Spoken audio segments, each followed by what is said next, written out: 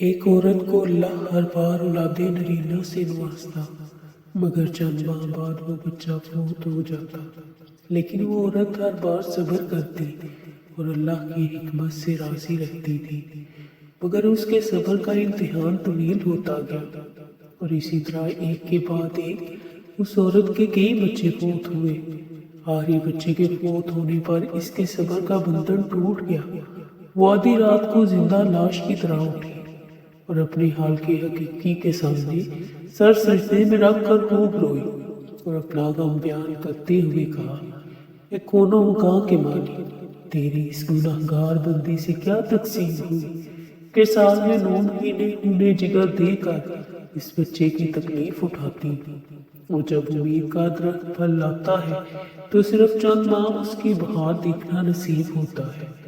آئے دن میرا دل غم کے ہول کا شکار رہتا ہے کہ میرا بچہ پروان چڑھے گا بھی کہ نہیں۔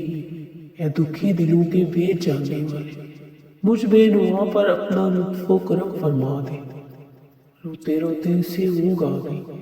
خواب میں ایک شگفتہ پربہار باغ دیکھا جس میں وہ سیر کر رہی تھی کہ سونے چاندی کی اینٹوں سے بنا ایک محل نظر آیا جس کے اوپر اس عورت کا نام لکھا ہوا تھا۔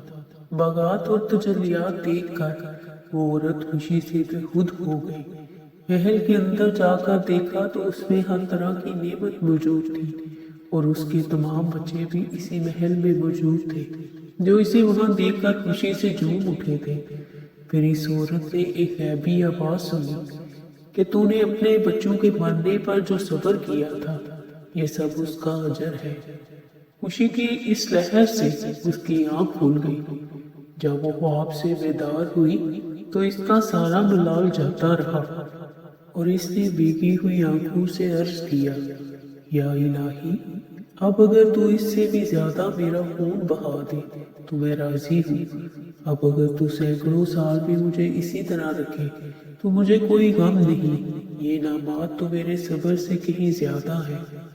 درس حیات: انسان کو ہر حال میں صبر کا دامن تھامے رکھنا چاہیے، کیونکہ یہی چیز انسان کو اللہ کے قریب کرتی ہے۔ بے شک ویڈیو اچھی لگی تو اس ویڈیو کو لائک، شیئر اور چینل کو سبسکرائب کر دیں اور بیل آئیکن کو پریس کر دیں تاکہ ہر آنے والی نئی ویڈیو کا نوٹیفیکیشن آپ کو مل سکے۔